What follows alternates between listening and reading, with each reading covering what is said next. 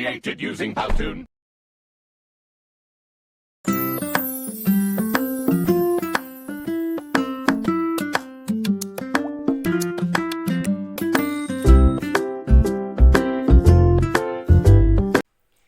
Baik, Assalamualaikum warahmatullahi wabarakatuh. Perkenalkan, nama saya Eva Uzlifatur Rodiyah, NIM 1118004.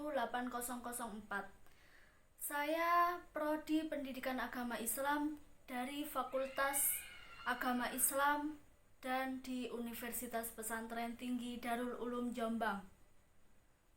Oke, langsung saja. Di sini saya mewakili dari kelompok 7 media pembelajaran pendidikan agama Islam. Saya akan menjelaskan tentang memahami konsep dasar evaluasi pembelajaran pendidikan agama Islam. Ada yang tahu itu bagaimana? Ya, mari kita simak bersama-sama. Baik, di sini saya akan menjelaskan apa saja konsep dasar media pembelajaran PAI, yaitu ada 2. Bagaimanakah batasan ciri-ciri dari media pembelajaran? Yang kedua, apa sajakah kriteria evaluasi media pembelajaran itu? Langsung saja. Ciri-ciri dari media pembelajaran ialah ciri-ciri umum yang terkandung dalam media adalah 1. Perangkat keras. Yang kedua, perangkat lunak. Yang ketiga, penekanan media pendidikan terdapat pada visual dan audio. Dan banyak lagi yang termasuk sikap, perbuatan, organisasi, dan manajemen yang berhubungan dengan penerapan suatu ilmu. Biasanya media pendidikan ini digunakan dalam rangka komunikasi dan interaksi guru dan siswa. Contohnya, waktu pembelajaran, otomatis guru pasti akan berinteraksi dengan siswanya. Tidak ada yang namanya siswa itu tidak pernah berinteraksi sama gurunya. Iya atau tidak? Yang kedua, ada yang disebut dengan ciri fiksatif. Ada yang tahu apa itu ciri fiksatif? Dalam bahasa lain bisa dikatakan itu fixative property. Ciri ini menggambarkan kemampuan media untuk merekam, menyimpan, melestarikan, dan merekonstruksi suatu peristiwa atau objek. Seperti kayak LCD proyektor itu. Karena yang digunakan itu objek-objek biotik ataupun abiotik, suatu rekaman. Oke, selanjutnya kita akan membahas tentang ciri manipulatif atau manipulatif property. Ada yang tahu itu apa? Saya akan menjelaskan sedikit tentang ciri manipulatif. Ciri manipulatif pengertiannya ialah suatu kejadian atau objek dimungkinkan karena media memiliki ciri manipulatif. Kejadian yang memakan waktu berhari-hari dapat disajikan kepada peserta didik dalam waktu 2 menit sampai 15 menit dengan teknik pengambilan gambar atau time-lapse recording. Ada yang tahu apa maksudnya ini? Ya, benar. Kemampuan media dari ciri manipulatif memerlukan perhatian sungguh-sungguh. Karena apa? Karena yang digunakan bahan ajar ini adalah suatu recording. Maksudnya seperti YouTube. Tahu semuanya tentang YouTube? YouTube hanya menyediakan sebuah audio dan video. Cuma gambaran saja, hanya penjelasan. Itu kan tidak terjun langsung dengan apa yang dilaksanakan.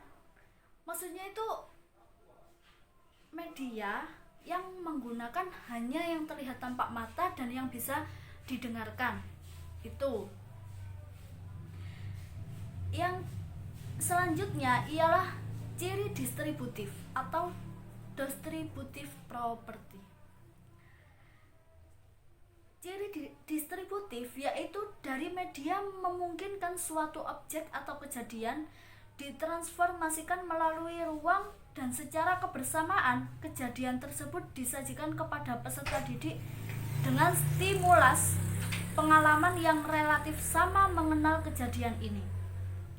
Misalnya seperti kejadian di daerah-daerah yang sulit atau bahkan tidak mungkin dikunjungi oleh siswa dapat dihadirkan di ruang kelas mereka tanpa memerlukan banyak usaha keras. Contohnya seperti flash disk. Flash disk, kalian pasti semuanya tahu apa fungsi dari flash disk tersebut. Flash disk fungsinya ialah menyimpan suatu data. Lah, apa maksud dari ciri distributif ini? Lah, ciri distributif ini ialah tujuannya apa? Kita bisa menyajikan suatu media pembelajaran apabila seperti ada materi tentang kejadian di masa lampau, otomatis kita sebagai seorang pendidik tidak akan bisa mengajak seorang siswa kita bepergian yang amat tidak bisa dikunjungi.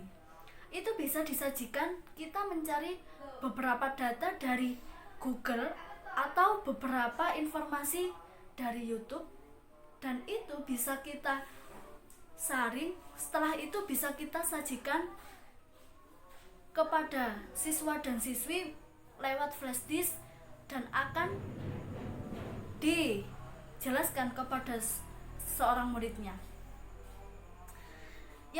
Yang pembahasan poin kedua ialah kriteria evaluasi media pembelajaran. Di sini pasti banyak sekali bagaimana kriteria untuk mengevaluasi suatu media pembelajaran itu bagaimana. Yaitu 1. Relevan dengan tujuan pendidikan atau pembelajaran. Maksudnya, sebuah evaluasi tersebut itu harus sesuai dengan materi kita dan bahan ajar kita, gitu. Yang kedua adalah persesuaian dengan waktu, tempat, alat-alat yang tersedia, dan tugas pendidik. Ini semua pasti sudah disediakan sebagai suatu sarana dan prasarana yang memang sudah kewajiban sudah ada. Yang ketiga ialah menarik perhatian peserta didik. Nah, ini sangat penting sekali bagaimana cara seorang pendidik untuk menarik minat dari seorang siswanya. Di bahan ajar tahun baru, pasti seorang pendidik akan menginformasikan kepada seorang calon peserta didik seperti mau masuk sekolah. Kita membagikan informasi melalui seperti brosur, seperti web, atau kita dengan berbicara dengan sanak famili atau ke tetangga. Itu bisa digunakan sebagai bahan kriteria evaluasi media pembelajaran. Yang selanjutnya yaitu skala dan ukuran bebas dari bias ras, suku, dan gender. Jadi tidak melihat atau tidak memandang dari seorang peserta didik itu atau maupun pendidik itu dari ras atau gender yang bagaimana. Mungkin itu yang bisa saya jelaskan untuk kali ini. Apabila ada salah kata, saya mohon maaf. Semoga bermanfaat untuk kalian semua. Saya akhiri. Wassalamualaikum warahmatullahi wabarakatuh.